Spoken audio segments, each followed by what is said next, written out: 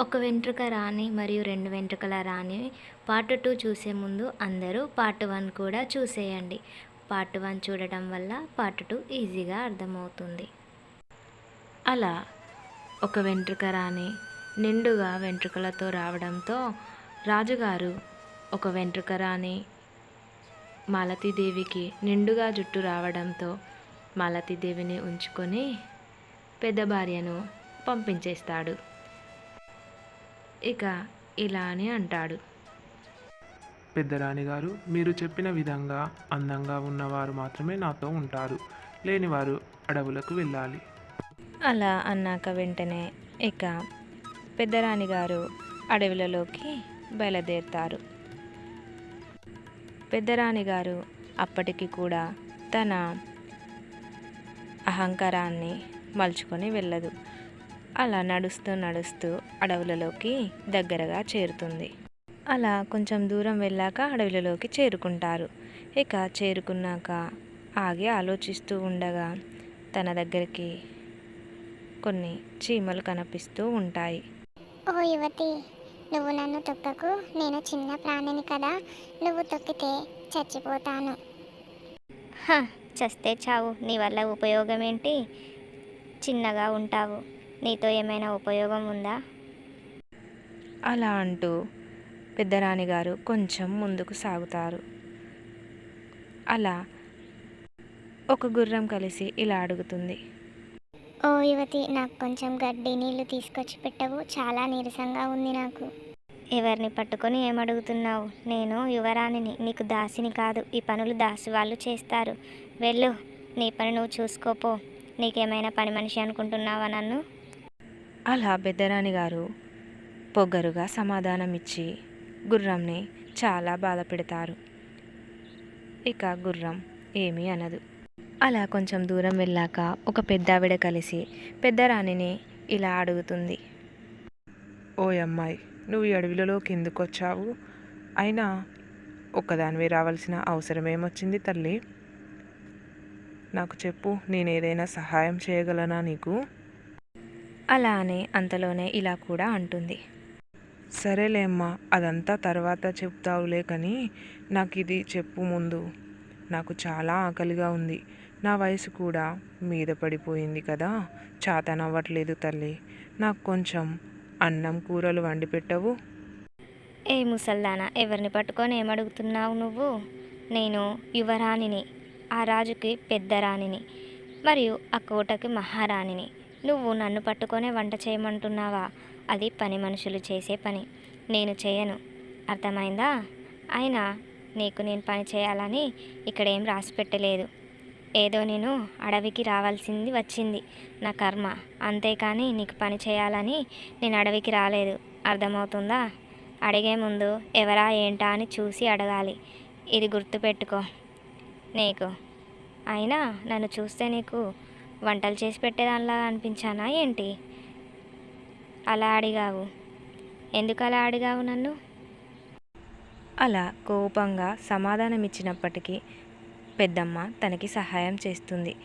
నీళ్ళలో మునుగు తల్లి, నీ జుట్టు వస్తుంది అని చెప్పగా పెద్దరాణి వెళ్ళి నీళ్ళలో మునగగానే జుట్టు నిండుగా వస్తుంది.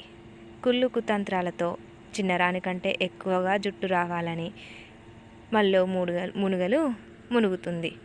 ఇక అలా మునగగానే పెద్దరాణి చాలా వింతలు చూస్తుంది. అబ్బా, నాకు ఇంత జుట్టు వచ్చింది కదా, ఇంకో 3 మునుగుతా, బాగొస్తుంది. అలా చేశాక ఉన్న జుట్టు కాస్త ఊడిపోతుంది. ఇక ఏడుస్తూ బయటికి వెళ్తుంది పెద్దరాణి.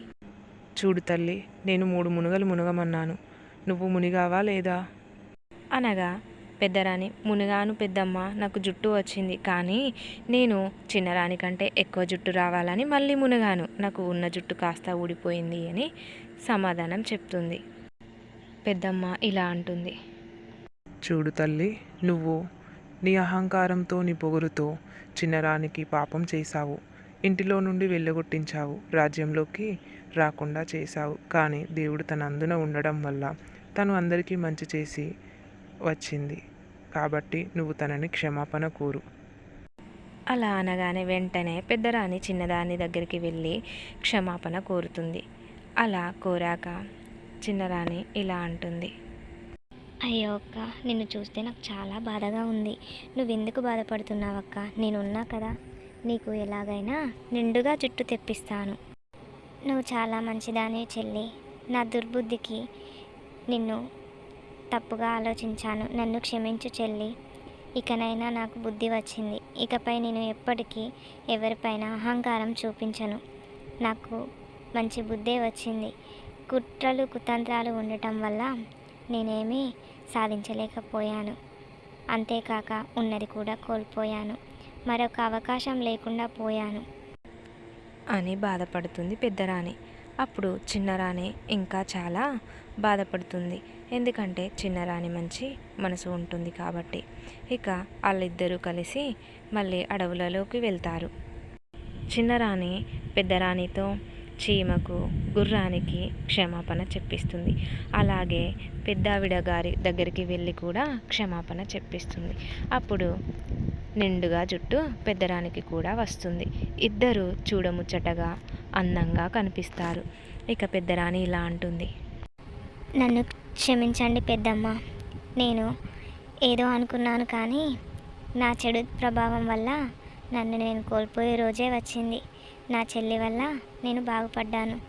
ఇకనైనా బుద్ధిగా ఉంటాను. అలా క్షమాపణ కోరి ఇక అప్పటి నుండి చిన్నరాణి పెద్దరాణి అందగత్తెలు ఇద్దరు మరియు రాజుగారు ముగ్గురు కలిసి సంతోషంగా జీవిస్తారు. ఇక అప్పటి నుండి వారి మధ్యలో ఎటువంటి గొడవలు కూడా రావు. రాజుగారు కూడా తన తప్పుని తెలుసుకుంటాడు. ఒక వెంట్రుక ఉన్న రాణిని ఒకసారి పంపించడం, రెండవ వెంట్రుకలు ఉన్న రాణిని మరోసారి పంపించడం తన తప్పని తెలుసుకుంటాడు. ఇక అప్పటి నుండి వాళ్ళు రాజ్యంలో చాలా సంతోషంగా ఉంటారు. ఈ స్టోరీలు చేయడానికి నాకు చాలా టైం పడుతుంది. అందుకని మీరు కూడా నచ్చితే లైక్ చేయండి, సబ్స్క్రైబ్ చేసుకోండి, కామెంట్ కూడా చేయండి. మరిన్ని స్టోరీస్ కోసం కామెంట్లో తెలపండి. స్టోరీస్ ఏ విధంగా ఉన్నాయో కూడా తెలపండి. Thank you to all. Bye. Thanks for your supporting. మళ్ళొక కొత్త స్టోరీతో మీ ముందుకు వస్తాను. Bye everyone. తప్పకుండా కొత్త స్టోరీ కోసం మాత్రం కామెంట్ చేయండి.